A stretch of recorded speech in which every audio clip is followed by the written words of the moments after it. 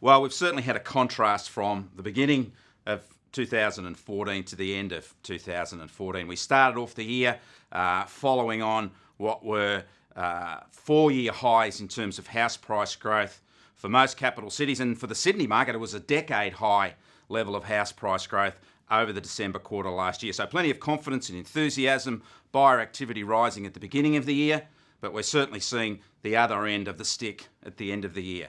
We've seen prices growth moderating in all capital cities over the second half of this year. That Sydney market is still strong, likely to have prices growth this year of around 10 or 11%. Other capital city markets will be 3, 4, 5%. So certainly a lot less than last year.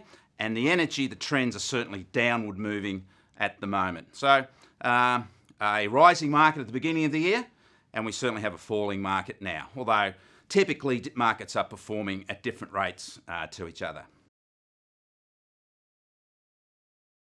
While certainly Sydney continues to be the best performing market, house price growth still in the double figure range this year. Underperformers really have been that Melbourne market in terms of where it's come from and where it is now. Melbourne house prices grew by around 10% last year, and they'll really struggle to get around the inflation rate, 3 or 4% this year. I mean, the Melbourne market really has lost energy over the second part of the year, and I think that does reflect that underperforming local economy, decade high unemployment rates, and really a lot of what's driven that Melbourne market has been patchy anyway over the last year.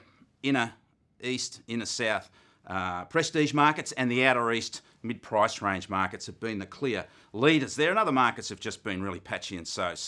But we definitely are starting to see those local supply and demand factors kicking in now, and it's overriding that big interest rate drive and kick that we've had over the last 2 years that have activated housing markets, but that's clearly washing through the system now. Well, look, certainly as prices growth moderates, that's good news for first home buyers. I mean, they've been betwixt and between this year. They've seen those 60-year low interest rates, 5% mortgage rates, obviously improving their capacity to borrow, but prices have risen at the same time, particularly in the Sydney market. And we have seen changes to those first home buyer grants in most states have changed the way they treat first home buyer grants, and so that's taken the that cash deposit factor out of those purchasing established properties. But we are starting to see first home buyers trickle back into the market, and I think we will continue to see that, but certainly levels are very low in terms of the proportion of the market for first home buyers. But as the market cools, first home buyer numbers and proportions will rise, but it's a gradual process. Well, look, the big story in Sydney has been investors. No surprise with those decade high growth rates in terms of prices that investors have wanted to kick into that capital gain energy in Sydney. We've seen up to 60% of the market, if we look at those ABS home loan data models, have been investors in the Sydney market, and they've certainly been a key factor in pushing up prices, but not the fundamental factor that so many of us have or so many have linked into. Really, the big rises have been those changeover buys in the inner west, the upper North Shore, and even areas such as the Northern Beaches have sort of pushed along, and particularly the northwest up in the Hills districts has been very strong with with changeover buyers, and I believe that'll continue next year.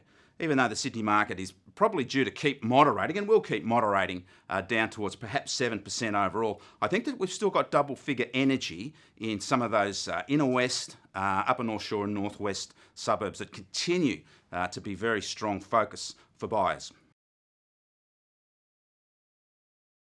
Well, the market certainly peaked, and it peaked a year ago. And we are now starting to see maybe the generation of a confidence moving backwards. And of course, confidence is a key in housing markets. Now, interest rates are also a key, of course, and no surprise that we've seen that increase or improvement in housing market activity with that dropping of interest rates from 4.75 down to 2.5%. Now, we're clearly starting to really look carefully or more seriously at an interest rate cut next year. Now, I believe, if the economy doesn't improve, surely we will get an interest rate cut. But I still think it won't be until maybe May or June. The Reserve Bank will want to see how the data sets up next year. But look, there's a lot more focus now from the commentariat on the possibility of a rate cut, and our economy certainly needs it.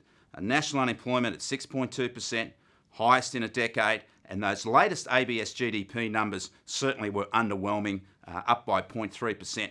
over the September quarter and just up by 2.7% over the year. Not enough to get jobs growing.